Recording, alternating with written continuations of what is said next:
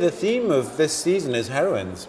Either artist heroines, actor heroines, heroines in Shakespeare's plays particularly. Without meaning to, it's ended up as a celebration of women in theatre.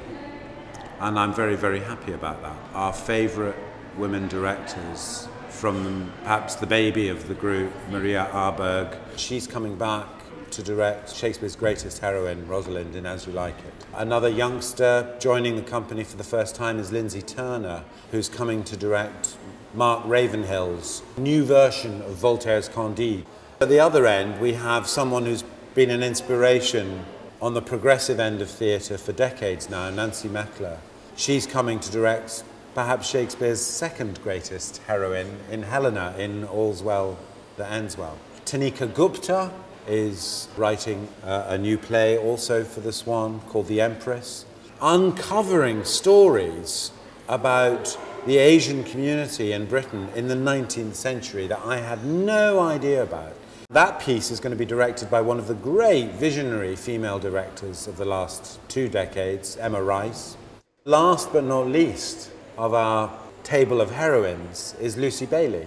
And audiences around the country will know perhaps particularly from her recent production of Taming of the Shrew, set on the great big giant bed, and was thought of as a very sexy and fresh production of that play, with a great belief in the healing power of love. I'm really delighted to have Lucy come back and tackle a very, very lyrical play in Winter's Tale, doing a solo run in Stratford before it goes out on a nationwide tour. There's still some room in this season for the boys.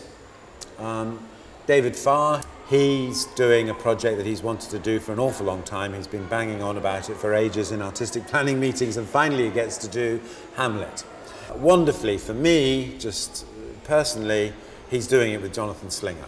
They will come up with something very fresh, very moving and very powerful in Hamlet.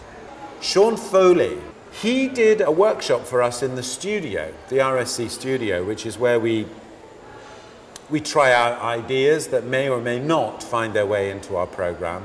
Sean brought such a fresh, wicked and witty take on A Mad World by Masters that made it instantly understandable, instantly delightful, that we all in that room knew this was a project that should actually hit the Swan stage. Another young hero who's emerged out of the belly of the beast of the RSC, he was my assistant director on As You Like It. Michael Fentiman is earning his stripes in this season, directing Titus Andronicus in The Swan.